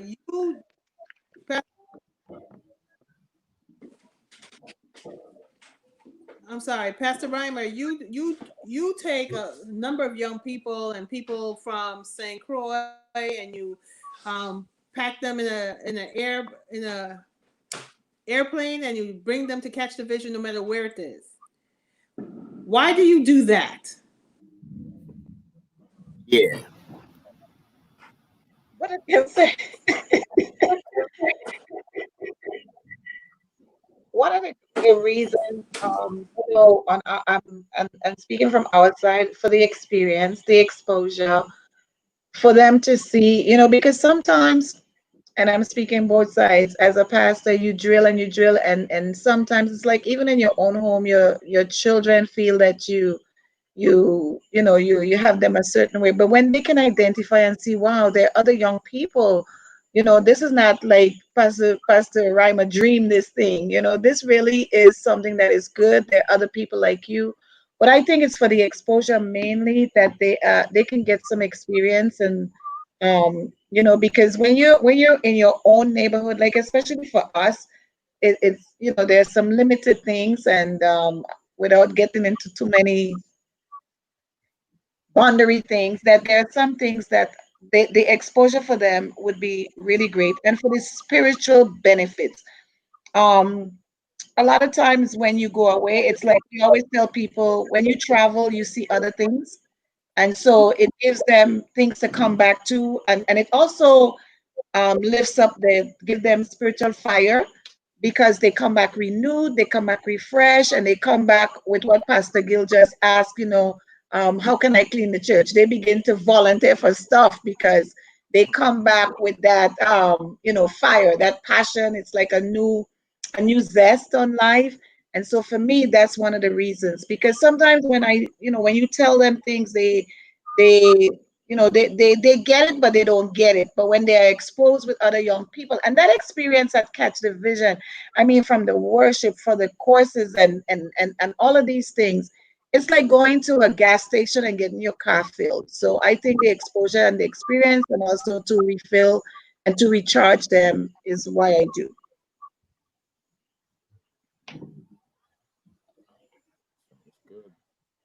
The first few months when they come back, you don't have too much work. Pastor Gill. When they come back, Pastor Gill, the first few months, they what can I do? And Pastor, you call and you didn't call them, and they say, may I? So that's why it's so good to have them. No, that's good. That's what we want to do. We want to be able to be a blessing to the local congregation. One of the things that we have said is that when people come to the conference, we're not replacing the local church. We're supporting the local church. And in that support is to be able to help and to grow and to develop young people. The model that we chose to do is that we take 2 to 3 people from multiple different churches, as opposed to taking 200 and 300 people from 5 churches, so that our commitment to our church in a larger sense will be able to help. Because we have one young lady who she's upstate somewhere. She came to the conference a year ago. She was leading her youth ministry. And she's always in contact with me, but she have like 2 or 3 young people in that particular church. I don't want her to leave her church and move to another church just because she has 3 young people in that church. I want her to be a blessing to develop those 3 people. And then every 2 years, come to the conference to get sharp. And of course, she's going to other conferences and developing. She's in college, she's getting her degree, she's working, she's professional, she's making her money. But spiritually speaking, we wanted to then come to the conference, be trained, be developed, be motivated, and then go back home to their local congregation and motivate those 3 individuals. So those 3 individuals can grow and develop. That's what we want to do. We want to build kingdom, right? And it means that sometimes some of us have big churches, some of us have smaller churches. But when you come to the conference, we all feel that, wow, we're pushing together, we're together. We can help you, we can support you, we can love you. And when you go back home, you always have a family, even toward the year. So one of the things that we want to do, like I said, we have never had a stream of funding. And I want to take the next year or so to develop a stream of funding specifically in terms of 501c3 money, grants, to really develop and hone into what we all been talking about tonight. I'm hoping that that will be something that I can put some time into. So I want to really look into that. So it's now, we have 20 more minutes left. 20 more minutes left. This is like a special combination. It's Catch the Vision TV. This weekend, right now, would have been in Orlando, Florida. I would have been in a bow tie, in a tuxedo at the Vision dinner, receiving $100,000 check from Pastor Syria for all the good work that I've done over the last 20 years. But that didn't work out. So we're coming back in 2022, God's willing.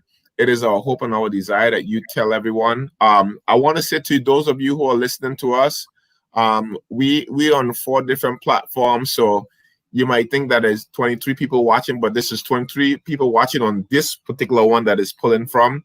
I've made my rounds. We are at Mount Zion Facebook page. We are Catch the Vision page, Catch the Vision group, and we are on YouTube and also on the Church of God 7-Day page too as well. So we're streaming live from 5 different places. Like Sharon said, technology before, we would not have ever, you used to have to leave Baltimore, man, and the DC area to drive up to New York to have a meeting. And it's 4 hours in, and we had to do the same thing. No meeting would go on until we could cross, to drive down. I was like, yeah, that was a lot of work. But now we are all on. So again, hit that like button, keep on liking this button, keep on liking this thing. And because what happened is that when we're finished, Facebook is going to also be able to help us, put this out there. This is how it works, brothers and sisters. That's why people are always saying, like it, share it. Because when this is over, it gets, it looks to see how much people liked it and were interacting, and it's shared to a wider community. So keep on liking the button. If you're listening right now, hit the like button, hit the love button. Just keep on hitting it all through the night and keep on sharing this. Back to you, Dre. I don't know, Pastor Xavier, you have any programming notes that you want to share? We have like 15 minutes to the top of the hour. No, I'm just here making some notes. And I especially like the fact of what you're doing with Catch the Vision, Gil. And I was really working hard on that $120,000 check for you, sir, because I really believe that the contribution that you have made, Church of God wide, is really impressive and impactful. Not just with Catch the Vision, but with a lot of our local churches. But I guess COVID had other ideas, sir. So yes, sir. I'll probably leave that up to the young people. But I'm really grateful. As I said before, with us not having Catch the Vision 2020, and we have 2 years, these are just some great ideas I think that we can use for the radio program, The Bible and You. It's really, I think that there are a lot of things that the local church needs to do differently, moving into, yes, Jesus Christ is coming back, and he is coming back, and we have to get ready for him. But I believe that as a people, we have to do more. And I'm excited as to what Church of God 7-Day can become, not just in New York, but all across the world. And I really believe that this is really the time, Pastor, and everyone on board. This is really the time for Church of God 7-Day to step up its game, to really, really do that. I'm grateful for a lot of the pastors that are supporting us, listening to us. And one of the things that coming from our radio programs that I would like to stress on is the idea of networking, which is what you started way back in 2002 when we were down in Altamore Springs. You had people from Africa, you had people from all over the place, and that has really, really worked. And I think one of the things that I would like to see us do more is if you were doing you're doing Catch the Vision, there should be no reason why somebody else should come up with another Catch the Vision or something similar to that. Just support what you're doing. And if somebody comes, like Sister Julie is doing the financial, support what she's doing. Let's support each other more. We try to be all things to all men, and I think that is one of the things that has crippled the church, where everybody's trying to do everything else. No, let's be more supportive of what each other is doing. If somebody's doing a great men's program, support that and be okay with that. It doesn't mean that they're they're the gurus on men's program, but let's be more supportive. And I think that would be my prayer for the church. And I'm really excited just listening tonight. I have some great ideas for our next program coming up on the 11th, sir. So when this is done, I'll pull you back into the drawing boards and let's get this thing going. And thanks again to everyone. And The Bible and You next Saturday night. Stay tuned. Yeah, Nesri, someone said that Nesri can be a fashion influencer for the church. Too many of our youth believe that to look good, they cannot be modest. So I don't know what they see. Nesri been posting stuff, so people been. I don't know what they're seeing either, but thank you. Receive it. But can I just say that COVID has put us in a very, I want to say, good position to really replan and to improve our strategy. What COVID has done is given us the time that we felt like we never had. You know, we always say that there's not enough hours in the day. Well, literally, we're stuck in our house all day. So all we can do is to plan and to develop, you know? And so at this point, we have no excuse, honestly. You know, like we're literally confined to our homes. We're limited with where we can go, what we can do. So this is not it's a bad space because there's a pandemic out there and people are sick, people are dying. But I choose to focus on the positive and what this time and this space can allow us to do. You know, we can really be very impactful right now with the time that we do have.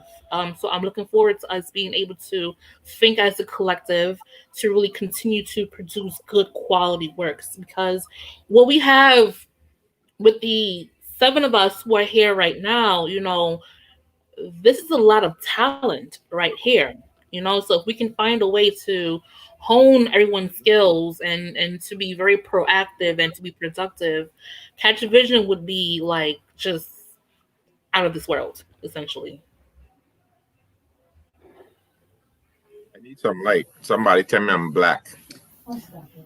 But I agree, and I co-sign on what you said, Nesri. I co-sign on that for sure. I know, Pastor Gill, we only have about 9 minutes left, and I think one of the final questions I had for tonight's episode is, what's next?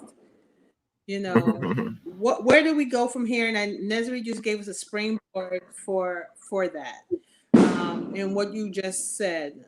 Where do we go from here? What's next for us? There have been some workings of 100 men at the conference drive. 100 Men Initiative. Yes, right. And so, I mean, there's a lot of things that have come out of our discussion and our reflection that we can tweak. And I agree with Nesri. We have a springboard for 2020. I mean, for 2022.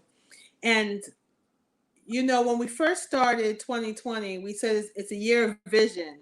Maybe this wasn't the year to have Catch the Vision, but have a vision for Catch the Vision. Does that make any sense? I don't know, but I'm going to say it anyway. A lot of sense. Do it, girl. Talk about it. It was the year to have the vision for Catch the Vision, and that we can have the time, and God has given us the time and the place to pause a little bit and really think about where do we go from here. Planning, as you well know, Nesri and Pastor Gill, is the toughest part of this, is all the ideas together. No? Did you lose me? Yeah, no, I'm hearing some boom. Is that, I guess that's fireworks or someplace. 4th of July. It's the 4th of July. That's the boom. So that's the excitement in the neighborhood, because they can't go out and watch the Macy's thing, so they're doing it themselves. Anyway, so sorry about that. So it's a time for us to be able to plan. And these forums, and everyone who's listening to tonight and who listened last night, your ideas, please send them our way. You know, if you have a gift and you have a talent, and if you want to share, post it up in any forum that you're on. We are monitoring those forums. And besides your comments that you've been making, you know, volunteer. Give us a topic that you want to discuss. Tell us what you want to see. Tell us where you want to be. Tell us what your growth desires are. And let us be able to speak into that. This is a time for vision. Let's write it. Let's make it plain. Let's make it clear what direction we're going to go in, so that this year of perfect vision will be fulfilled. It may not have been fulfilled in Florida, but it will be fulfilled moving forward, because we're going to get the right vision, or the vision that we need in order to grow our faith and grow in faith and grow in relationship with God and grow in relationship with each other. So that's what I want to say in our wrap up. We're here and we're listening. Thank you. Anybody else have any other final words before we get to the top of the hour? So are we doing Catch the Vision on stream next year? Well, yeah, it's going to be live on stream. Yeah. Now we have a new form of technology. Yeah. So everything that we do right now moving forward is going to be live and also streaming. There's a new world out here. It is. Yeah, who would have thought about this platform that we have right now? But yes, any other closing comments? But thank you for the opportunity tonight. The reflection was great, and it was good to hear the young people's points and understanding what everyone is trying to bring to the table. I am looking forward to participating in whatever, continue to commit myself to in any area that I'm needed. With you and Sister Dre, not Pastor Gill, because he has me in every corner that he could think about, not just in Catch the Vision. When I heard him say tonight, he's on 5. What 5? I said, God, Jesus, just like him, and he wants to catch all of us in all 5, and so I just want to be, say, with all my heart, thank you for the hard work that y'all do. I know what it's like to plan and organize, and I know with God's help, we can take this on a higher level. It's going to be great. It is already great. I'm looking forward to crossover with each and every one of you. And I want to, make sure that we pray for our young people because they are the, thanks for that ad, St. Croix, you told me you're not coming in December. And so we have to do something. So while you added, put up the T-shirt again. While you added COVID, can't go to St. Croix. COVID. So I understand. So you have to fix me up with a catch the what you call Twigs Conference TV Vision thing. So our theme, Pastor Bishop, was 2020, right? So we need to put together to have something, and I'm inviting y'all from now that we're gonna have a TV, whatever that thing is called. I'm not used to it yet. We're gonna have one of those for December. So, but great work. Thank you for all that you do, and I continue to pray that God lead us into a greater vision for what He has in store for us. I love y'all. Thank you so much, Pastor Julie. Anyone else? I think we did.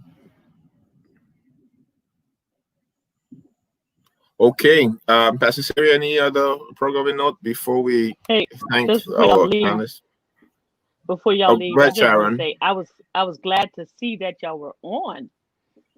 My reminder came up on my calendar at work. I'm supposed to be in Catch the Vision this year. I had already taken off my leave, but I had to put it back in the pool. But I believe in your vision. I'm looking forward. I'm excited about what's going to be happening coming up soon. I'm getting a little older, so y'all got to do this thing quickly. every 2 years, I'm getting closer to another 0. Soon. Every 2 years, it's getting there. But y'all have definitely been a blessing. I encourage my young people prayerfully. We'll have a new set of young people to try to get them down there for the next one. Kane and Walker included, if needed. So right. Keep up the good work. I see young people are taking over. So thank God. I'm so glad to see it. Y'all keep up. Thank you so much. We only have a few more moments remaining before we close at the 9 o'clock hour. We don't want to go over 9 o'clock today. Tonight we are on all platforms. We want to respect everyone's time. Pastor Xavier, you have 30 seconds to say what you have to say. Just want to invite everyone to join into the Bible and You next week. We'll be back to our regular programming, and this has been very good. I want to thank Sister Andrea very much for just volunteering to do this with us. I really appreciate you just saying yes when we ask you to do this, and for everyone that came on, Sister Janice, that's not on anymore. Even you too, Sister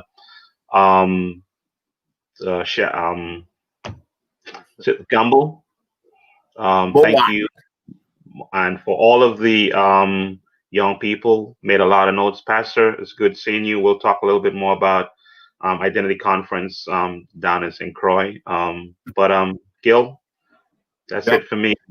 Yeah, thank you all so much. We are really grateful to everyone. We're just going a little few seconds at the top of the hour for 9 o'clock. Thank you all for taking the time to be with us. We're so grateful to you, so grateful to God, to all of you. Please keep in touch, keep us in prayer as we go along in this COVID, getting out of COVID and moving into another season. So God bless you all and have a good night. Take good care. Bye-bye. Fireworks. Good night. Good night. Good night. Let me go outside and get some excitement going on in my life. Good night. God bless everybody. Good night. Love you. Thank you, Jake. Take care. Bye-bye. Good night.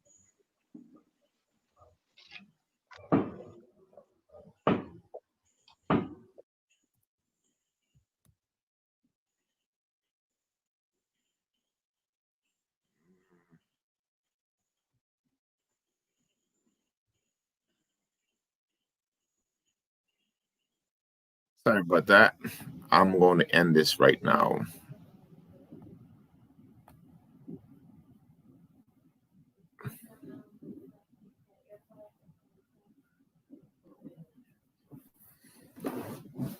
I have a situation on my mouse, so bear with me.